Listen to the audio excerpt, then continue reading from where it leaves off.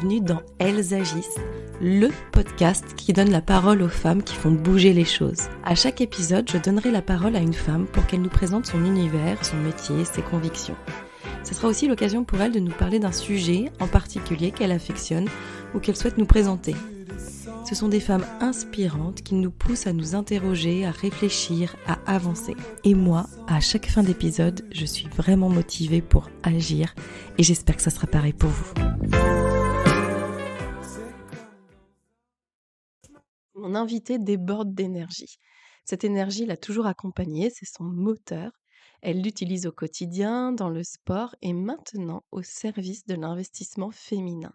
J'ai le plaisir de recevoir Erel Tassin, la fondatrice de MyPhoenix, une plateforme d'investissement et de connaissances financières dédiée aux femmes. Dans cet épisode, on va revenir évidemment sur sa carrière et elle va revenir sur le comment elle s'est rendue compte des difficultés à investir pour les femmes et comment elle a eu envie justement d'agir dans ce domaine. Elle va nous aussi parler de l'impact du sport dans sa vie, quel point c'est une source d'énergie, de motivation et même de décision dans ce qu'elle entreprend. On discute aussi des difficultés, tout simplement, de l'entrepreneuriat au quotidien, de l'importance de la rigueur, de la motivation et de l'équilibre qui est parfois difficile à trouver. Bref, vous allez prendre une bonne, grande dose d'énergie, d'envie d'agir avec Erel et je la remercie infiniment pour cet échange très, très agréable à écouter. Je vous souhaite une très bonne écoute. Bonjour Erel. Bonjour Émilie. Bon, on a enfin allumé le micro parce que là on était en train de parler sans enregistrer et... Je suis bavarde. Et bien, c'est dommage de passer à côté de certaines idées. Donc voilà, on a appuyé sur play, c'est bon. Maintenant, tout sera dans la boîte.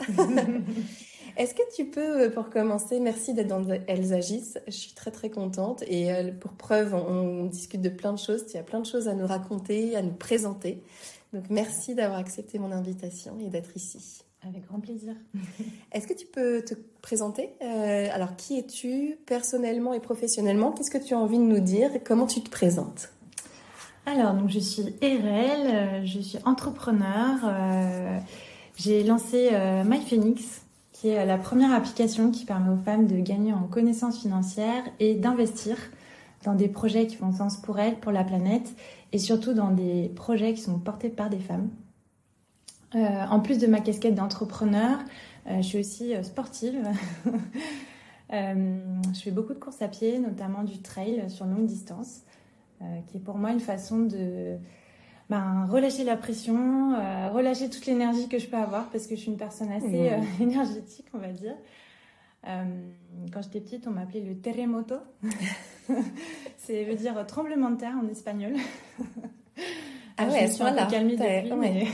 Mais tu sens que tu as toujours ce truc, ça bouillonne en toi et il faut un moment que ça sorte. Ouais, complètement. Donc c'est de l'énergie que je mets énormément dans mon entreprise, mais aussi dans mon quotidien, dans mes différentes actions et beaucoup dans le sport également. Ouais. Mais c'est intéressant aussi tu vois, dans ta présentation, d'en parler tout de suite, parce que effectivement, on en parlait en off d'ailleurs, mais le bien-être mental, dans toi qui investis, qui entreprends, qui a quand même aussi un message dans ton entreprise, qui a des objectifs, qui a envie de changer les choses, j'imagine qu'à porter, tu vois, ça doit pas être tout le temps simple en fait. Oui, complètement. C'est sûr que l'entrepreneuriat, c'est des montagnes russes, des hauts et des bas tous les jours. Une journée, ça peut être énormément d'émotions différentes. Ça demande aussi beaucoup de discipline. Moi, c'est quelque chose que j'ai appris dans l'entrepreneuriat. C'est la discipline, l'autodiscipline. Parce que si on se lève pas tous les matins avec de l'énergie et la volonté de faire bouger les choses, personne ne va le faire à notre place. Et c'est vrai que c'est aussi des valeurs qu'on retrouve dans le sport au quotidien. Parce que le sport, c'est de la discipline, de l'entraînement, de l'effort. Il y a des jours, il faut y aller. On n'a pas forcément envie d'aller courir dans le froid un samedi matin du mois de décembre, mais voilà, il y a des jours il faut y aller et l'entrepreneuriat c'est un peu comme ça aussi. Ouais, je trouve ça intéressant cet aspect de la difficulté d'être entrepreneur aussi. à justement cette motivation quotidienne? C'est-à-dire que quand tu es salarié, tu as été salarié avant Oui, j'étais salariée pendant plusieurs années avant de me lancer à mon compte. Ouais. Et tu as ce truc de toute façon, tu n'as pas le choix. Donc tu y vas, même si tu n'as pas envie, même si tu n'es pas motivé. Et une fois que tu y es dans le cadre, bon, voilà, tu fais des choses. Mais c'est vrai en tant qu'entrepreneur, parfois, il faut se mettre un coup de pied aux fesses, enfin, voilà, pour ne pas s'écouter parce qu'il y a 10 millions de raisons parfois de ne pas y aller. Et non pas par manque d'envie ou de motivation, mais parce que c'est dur en fait, bien mentalement. Sûr, on est humain aussi, comme tout le monde. Il y a des jours où on a plus la flemme d'y aller, mais voilà, il faut se lancer, faut se lever le matin et puis tout donner, quoi. Donc le sport aide beaucoup en ce sens. Est-ce que tu veux bien revenir sur ton parcours pour nous expliquer comment tu es arrivée à créer MyPhoenix et alors quel est ton propre chemin? Moi, j'ai fait d'abord mes études à Sciences Po et je pense que c'est quelque chose qui est après resté assez ancré en moi pendant plusieurs années parce qu'en fait, j'ai voulu, dès mon plus jeune âge, agir pour la société, agir pour faire bouger les choses, répondre aux grands challenges. Alors, moi, j'ai fait un master en relations internationales avec une spécialité dans l'énergie. Donc, c'est assez loin de l'investissement. Mais qu'est-ce qui te motivait à l'époque? Ce qui motivait, c'était... on parlait beaucoup du changement climatique. On était en pleine COP 21. Et clairement, le changement climatique, moi, c'est quelque chose qui me parlait énormément.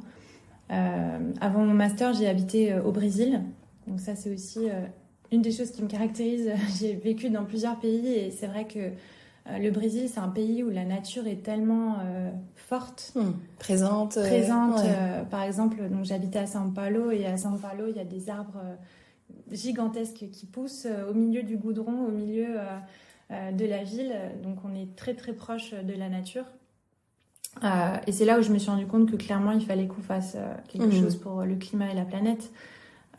Et c'est pour ça que j'ai d'abord fait des études en relations internationales appliquées à l'énergie, avec une forte volonté de changer les choses avec l'énergie renouvelable par exemple. Et suite à ça, j'ai commencé à travailler en stratégie, donc dans 2 grands groupes du coup, dans l'énergie. Et je me suis rendu compte à l'époque du pouvoir qu'avaient les startups de disrupter des très grosses industries.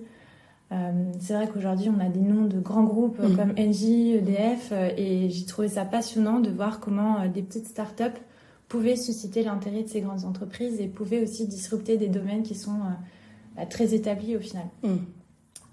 Donc suite à ces premières expériences en stratégie, donc d'abord en France, ensuite au Royaume-Uni, je suis partie au Chili. Et là, j'ai rejoint le Startup Studio et fonds d'investissement d'Engie. Notre objectif, c'était vraiment collaborer avec les startups, donc de 2 manières, soit en investissant dans des startups qui répondaient à des enjeux du groupe stratégique, soit lorsque les startups n'existaient pas, on les créait en interne. Donc ça a été vraiment une aventure passionnante. Oui, j'allais dire c'est passionnant ça. C'est passionnant, surtout qu'à l'époque le fonds il n'existait pas. Le fonds d'investissement d'Engie n'existait pas, donc on est parti de zéro. Donc on a monté la thèse d'investissement, on a travaillé sur les process, sur comment on source les startups, quels vont être les critères qui vont dire si on va investir ou pas dans la startup. On accompagne les entrepreneurs aussi, il y avait toute une logique d'accompagnement des entrepreneurs jusqu'au comité d'investissement. Et puis sur la création de start-up, c'est là où j'ai appris, on va dire, à entreprendre, entre guillemets, parce que c'est vrai que j'étais salariée, mais c'était en tout cas les mêmes challenges que l'entrepreneuriat sur la partie à passer d'une idée de 0 à 1, passer d'une idée à une solution. Ouais, le schéma était similaire sur certains points et ça t'a permis de goûter un petit peu à ça, quoi. Complètement. Et en fait, ce dont je me suis rendu compte à l'époque, c'est qu'il y avait très peu de femmes. Bon, déjà en stratégie, il n'y en avait pas beaucoup, surtout dans l'énergie. Alors tu dis à l'époque, juste, c'était il y a combien de temps à peu près? On parle d'il y a 6 ans à peu près, 6-7 ans. Bon, je pense pas que les choses énormément. Oui, c'est ce que j'allais dire en fait. C'est un très bon point. C'est un constat du coup. Ça prend du temps, c'est un constat. Il y a très peu de femmes dans l'entrepreneuriat, pour commencer. Pour te donner une idée, sur les plus de 300 dossiers que je pouvais recevoir et analyser, il y avait 3 dossiers qui étaient portés par des femmes et des femmes cofondatrices d'équipes dans une équipe mixte en fait. Donc des femmes fondatrice d'une start-up. À J'en 100% avais, solo, aucune. Ok. Aucune. Et donc moi, j'ai accompagné ces startups jusqu'au comité d'investissement. Et arrivé au comité d'investissement, il n'y avait aucune femme au board non plus. Et c'est vrai que ça a été un vrai challenge pour moi. Parce que du haut de mes 24 ans à l'époque, il fallait que j'aille défendre des dossiers en comité d'investissement où parfois je pouvais avoir des remarques plus ou moins bien placées sur mon âge. Je travaillais à l'étranger, donc j'avais aussi des remarques sur mon accent, etc. Donc c'est vraiment un milieu où j'ai dû m'affirmer. Et c'est à ce moment-là où je me suis dit, il faut que je fasse quelque chose pour qu'il y ait plus de femmes dans ce milieu-là. Et côté entrepreneur, et côté investisseur aussi. Et que, justement, je reviens juste sur il a fallu que je m'affirme, etc. Qu'est-ce que tu as activé en toi et chez toi pour réussir, tu vois, à t'affirmer et à prendre ta place? C'est vrai que moi, j'ai pris les outils que j'avais l'habitude d'avoir à l'époque, c'est-à-dire que j'ai acheté beaucoup de livres, beaucoup de livres sur le venture capital, sur comment on investit dans les startups, toutes les règles en fait, des différents contrats qu'on peut établir entre des fonds d'investissement et des startups pour les investissements. J'ai appris tous les mécanismes. C'était assez lourd et intense. Mais ma façon à moi, c'était de vraiment maîtriser toutes les clés et de bien connaître mon sujet et d'y aller déjà avec de la confiance. Et j'ai eu la chance aussi d'avoir au Chili un patron qui était vraiment très... il me soutenait énormément. Parfois, il aimait bien me dire, bon, je te lance dans l'arène avec les lions et débrouille-toi, mais en tout cas... ça va te forger, ça va te... Ouais. Et je le remercierai jamais assez pour ça, parce que ça m'a permis aussi... je pense qu'il faut toujours trouver des alliés, que ce soit en entreprise ou dans l'entrepreneuriat. Et cette personne m'a beaucoup aidée à justement faire ma place dans ce milieu-là. Voilà. Et parfois des épreuves, même souvent, on en sort justement plus forte et plus aguerrie, plus... voilà. Ouais, complètement. Ouais, c'est l'expérience qui forge. Ouais. Et donc, ensuite, comment ça a changé? À quel moment tu t'es dit, bon, ok, ça mûrit dans ma tête, c'est un constat, ça me plaît pas, ce constat, qu'est-ce que j'en fais? Premier levier, ça n'a pas été l'entrepreneuriat. Pour répondre à ce problème, moi, j'ai voulu investir dans les startups à l'époque. J'étais jeune, j'avais... Oui, donc tu restais un peu dans ce que tu avais vu. C'est et ça. Tu t'es dit, je vais le faire moi. Exactement. Ok. Et en fait, à l'époque, mes collègues déjà avaient commencé à investir dans des startups, mettre des tickets. Bon, après, c'était des personnes qui avaient plus d'expérience que moi, sûrement plus d'épargne aussi. Moi, j'ai voulu à mon tour me lancer dans l'investissement. Et ça a été en fait un échec. Ça a été un échec parce que finalement, si on n'a pas 10 000 € à investir et si on n'a pas les réseaux pour investir dans les startups, c'est très compliqué. Oui. Finalement, les deals aujourd'hui encore s'échangent dans certains réseaux. Souvent, ça va être les entrepreneurs vont aller chercher ce qu'on appelle les friends and family. Alors, on n'a pas tous les mêmes friends and family. On va pas tous lever les fonds auprès de la famille. Mais c'est vrai qu'il y a cet entre-soi qui fait que moi, j'avais pas forcément accès à ce réseau. Moi, j'aime bien l'appeler un peu le boys club de l'investissement. Et d'ailleurs, à l'époque, j'en ai même parlé à ma banquière. Je dis, j'aimerais bien investir dans les startups. Et elle m'a pas du tout prise au sérieux. Ah ouais. C'est vrai que c'était peut-être un constat de réalité. Très proche, de l'investissement en startup. Ouais, c'est ça. Donc voilà, ça a été un premier échec pour moi parce que j'ai tout simplement trouvé aucune solution pour investir à ma hauteur en tout cas, parce que j'avais pas 10 000 €, mais j'avais quand même envie de mettre ma pierre à l'édifice. Et aussi, pour trouver ces fameuses startups portées par des femmes où investir, finalement, c'était pas si évident que ça. Oui, parce que comment on sait quel panel, où chercher en fait, c'est ça. En tout cas, ça c'est vraiment donc ce qu'on souhaite résoudre avec MyPhoenix. Donc, alors tu as mûri ce constat, et quel était ton cheminement personnel, tu vois, comment tu t'es dit, ok, je le fais? Je pense qu'il y a eu un point plutôt côté professionnel où j'en ai eu alors pardon pour l'expression, mais j'en ai eu ras-le-bol de ce ça milieu. Va comme expression, ça va. J'ai eu ras-le-bol de ce milieu très masculin et ça a été vraiment une force en moi qui s'est dit ok, là il faut faire quelque chose, et si tu le fais pas, qui va le faire en fait? J'ai fait un passage par une autre start-up entre-temps. mais qui a finalement renforcé ma volonté de monter une solution qui permette aux femmes déjà de gagner en connaissance sur l'investissement. Parce qu'il faut le dire, aujourd'hui, si les femmes n'investissent pas, c'est parce qu'il y a un problème aussi au niveau de l'éducation financière. Et puis, donc rapprocher les femmes de cette éducation financière-là et aussi de les rapprocher du milieu entrepreneurial. Je pense qu'aujourd'hui, il y a vraiment un gap entre les entrepreneurs et les personnes qui travaillent en entreprise. Nous, on veut rapprocher les deux. On veut rapprocher les femmes qui veulent investir, des femmes entrepreneurs qui cherchent à lever des fonds pour démocratiser en fait ce système d'investissement. Et ce qui est super dans l'investissement en start-up, c'est que c'est un moyen d'entreprendre par procuration aussi. Donc ça permet de rapprocher certaines femmes de l'entrepreneuriat, de la tech aussi. Parce que quand on investit dans des start-up, on gagne en connaissance aussi sur une technologie, sur un business model. C'est un réseau aussi qu'on renforce.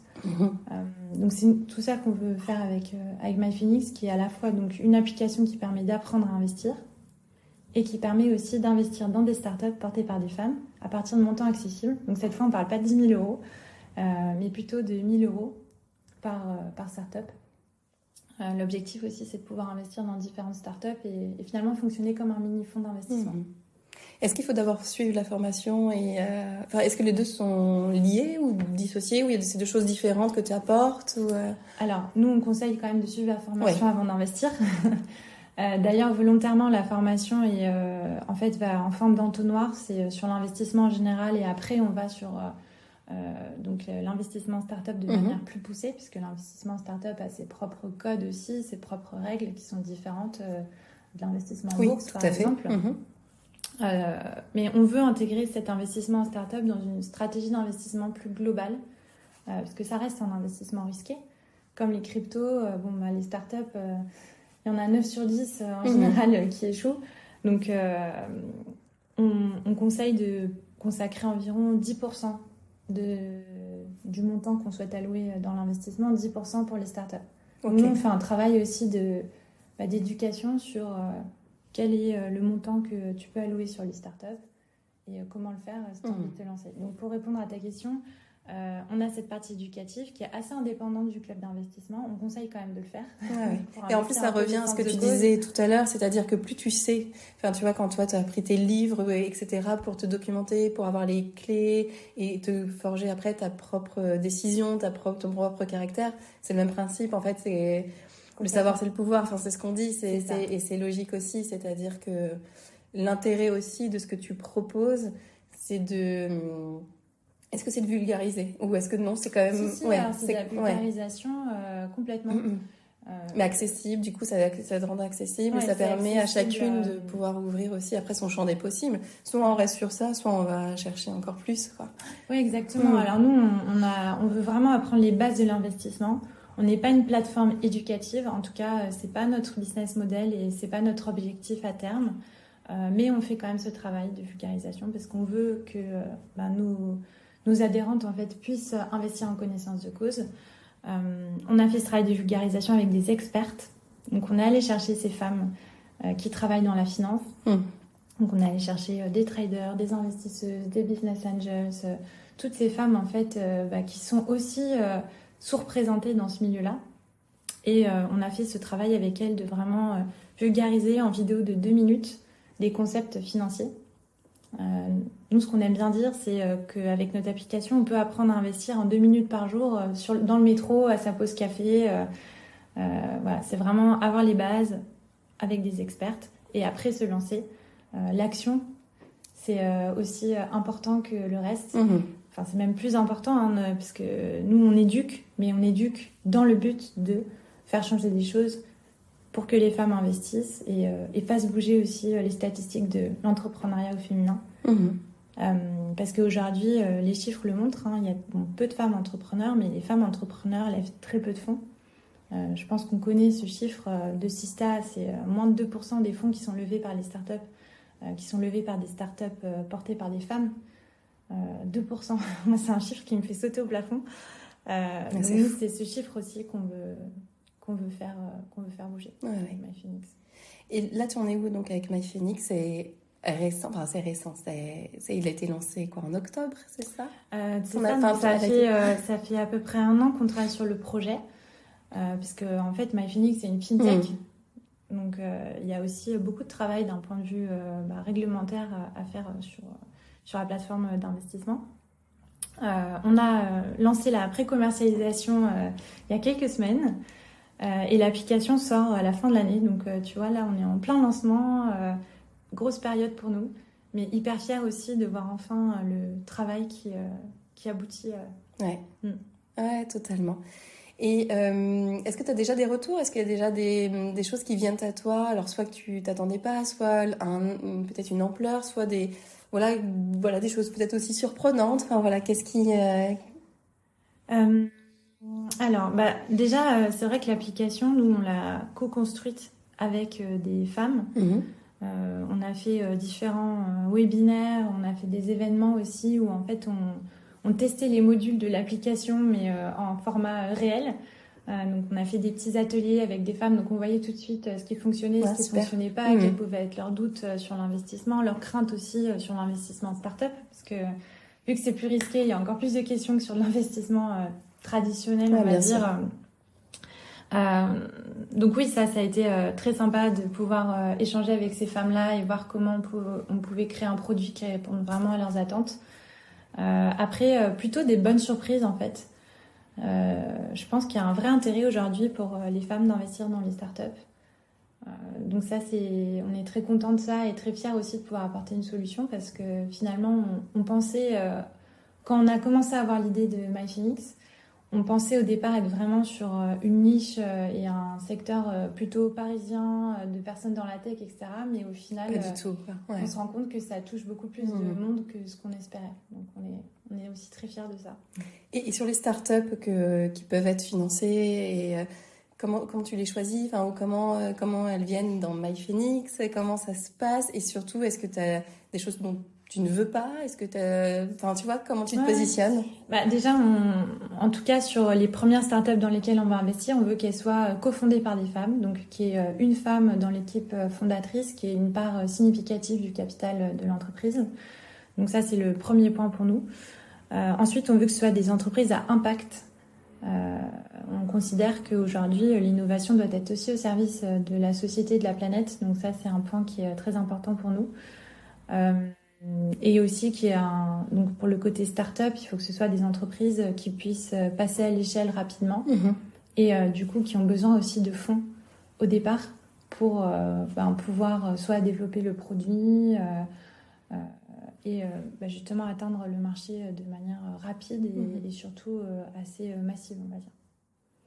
Est-ce que tu as eu des retours d'hommes, c'est-à-dire d'hommes qui sont dans le domaine? Et en fait, j'ai un peu une sous-question là-dessous. Je me dis, mais tu sais, parfois on parle en tant que le rapport homme-femme, le féminisme, etc., aussi à rééduquer les hommes. C'est-à-dire que, tu vois, moi j'ai un petit garçon, je vais lui inculquer des choses pour qu'il ait cette égalité en tête depuis toujours. Est-ce que du coup, le travail que tu fais 100% orienté femme permet de rééduquer aussi une culture masculine? J'adore ton point. Clairement, on a de tout. Chez les hommes, c'est vrai que moi, mon associé est un homme et je suis hyper fière de le dire. On est une équipe mixte parce que moi, je suis profondément convaincue qu'on a besoin des hommes aussi pour changer ces chiffres sur les femmes, l'investissement et l'entrepreneuriat. Après, on a eu aussi des retours de certains hommes qui ne comprennent pas pourquoi on fait une start-up qui permet aux femmes d'apprendre à investir et à investir dans des startups de femmes. Ils ne comprennent pas. Alors, on a beau leur montrer les chiffres. Et qu'est-ce qu'ils ne comprennent pas, en fait? Et ils ne comprennent pas pourquoi on ne fait pas pour tout le monde. Alors, je précise, s'il y a des hommes qui veulent aller sur notre plateforme, on les accueille les bras grands ouverts. Mais oui, il y a ce manque de compréhension de « Ah, mais pourquoi les femmes ?» Ils se sentent presque exclus. Alors, ce n'est pas du tout notre but. Je pense que c'est plutôt un manque de connaissance du sujet. Qu'autre chose. Je pense pas que ce soit de la malveillance, mais clairement un manque de connaissances sur finalement ce qu'est être une femme entrepreneur, ce qu'est être une femme qui lève des fonds.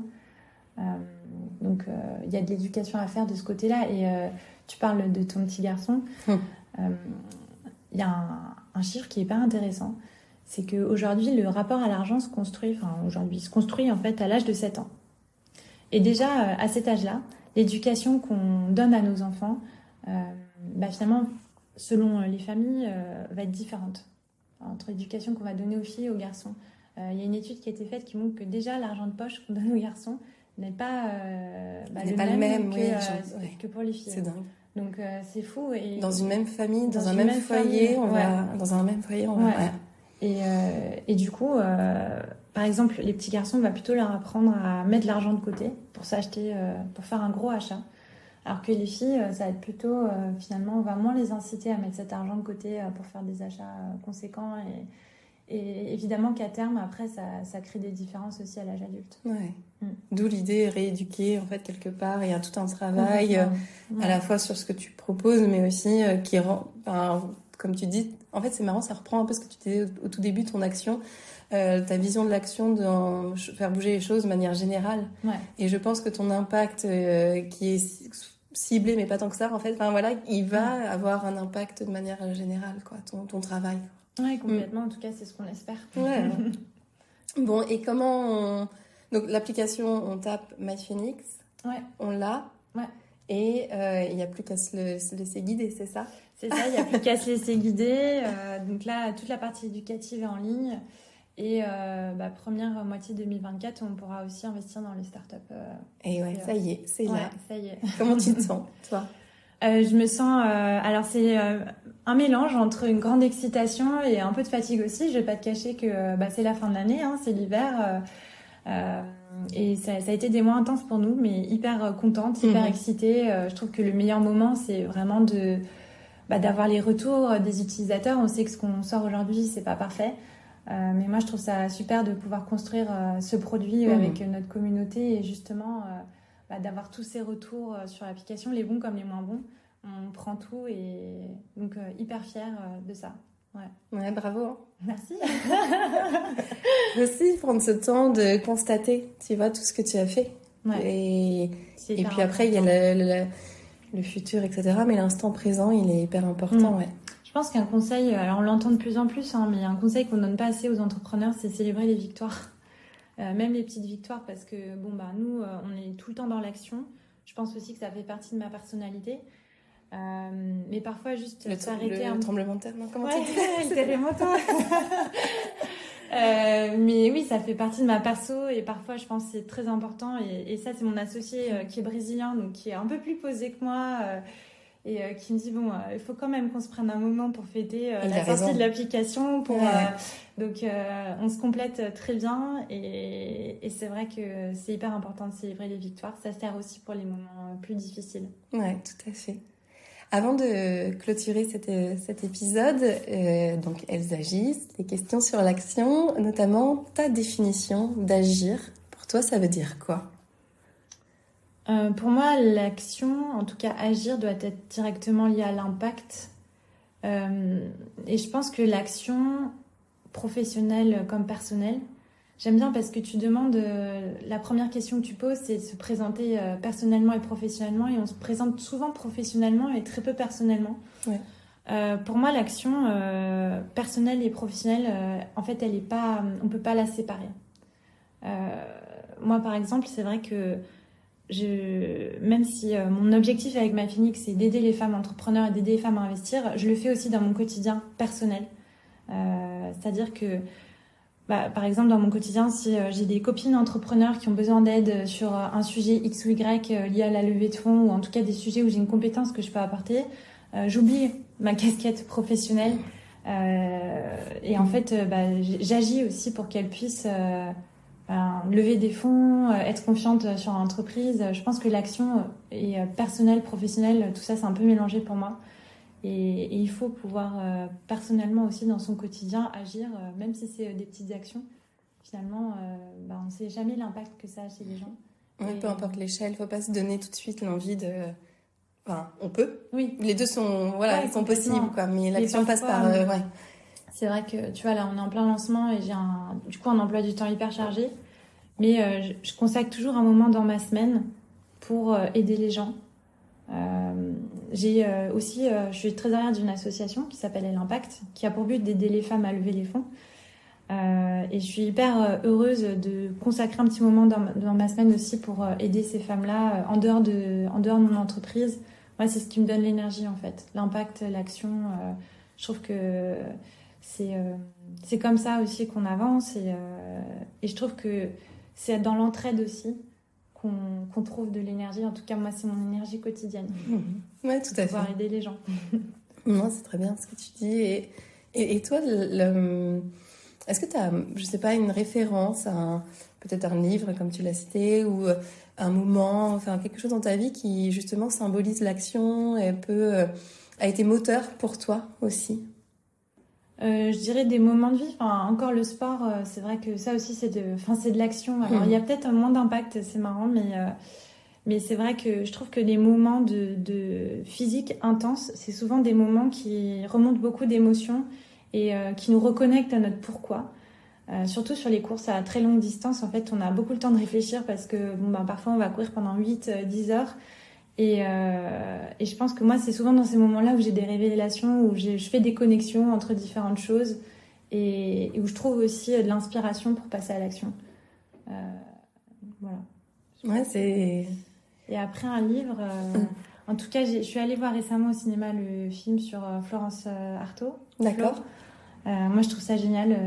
C'est aussi une femme qui s'est fait sa place dans un milieu qui était hyper masculin, la voile. Donc ça, je trouve hyper inspirant de voir comment elle a rien lâché. Elle n'a pas gagné la course tout de suite. Bon, je vais pas spoiler le film, mais je vous conseille d'aller le voir. Mais c'est hyper intéressant de voir justement comment cette femme s'est fait sa place et ça donne envie de prendre la mer. Et dans tous les sens du terme aussi, je pense que chacun a sa propre mer, sa propre aventure à mener et il faut se lancer. Et la route est difficile, mais elle est très belle aussi, quoi. Ouais. Eh ben, on va rester sur ces belles paroles. Merci beaucoup, Erel, pour cet échange, tout ce que tu entreprends. D'oser agir, c'est aussi ça, hein, oser, d'y aller, de faire. Et bravo pour tout ça. Merci, Mi. À bientôt. À bientôt. J'espère que cet épisode vous a plu. Merci d'avoir pris le temps de l'écouter.